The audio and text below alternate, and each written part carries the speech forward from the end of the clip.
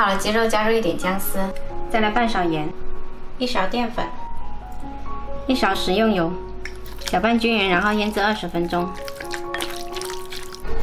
再准备一些清洗干净的蛏子，虾剪掉胡须，去掉虾线。虾处理好了，跟蛏子放一起，加一点姜丝，加入少许料酒，腌制20分钟。然后我们来洗一些配菜，清洗干净，该去皮的去皮，然后切成块。冬菇给它切个花，所有的配菜都给它切成块。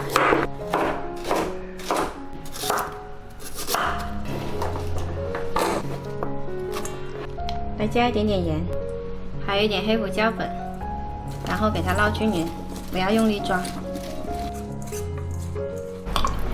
接下来调一个料汁，2勺柱侯酱，1勺蚝油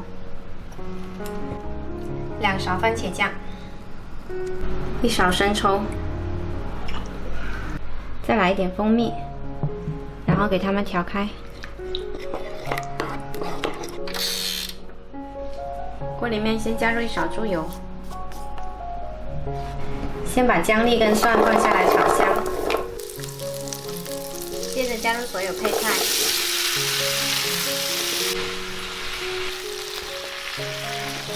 炒香了调小火，把鸡肉铺上来，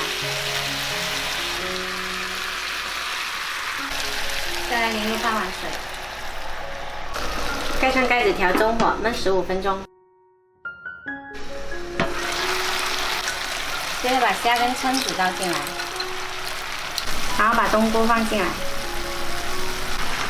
把刚刚调的酱汁刷上来，用刷子刷呢比较均匀一点。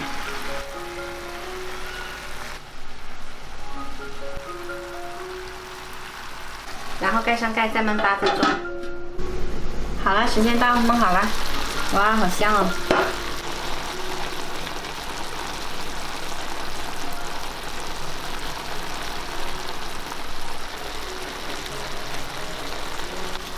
最后再放上2把香菜就可以开吃啦。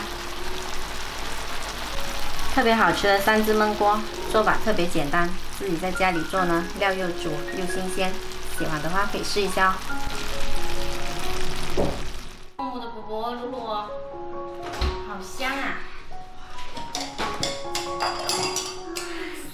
黄色我们没买。炯炯啊，这个啊，虾尾巴，脸都没有虾大，有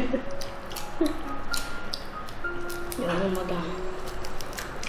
天气油大。天气油大。那可吃虾比吃牛肉也便宜。我讨厌吃。我帮你剥好。不要。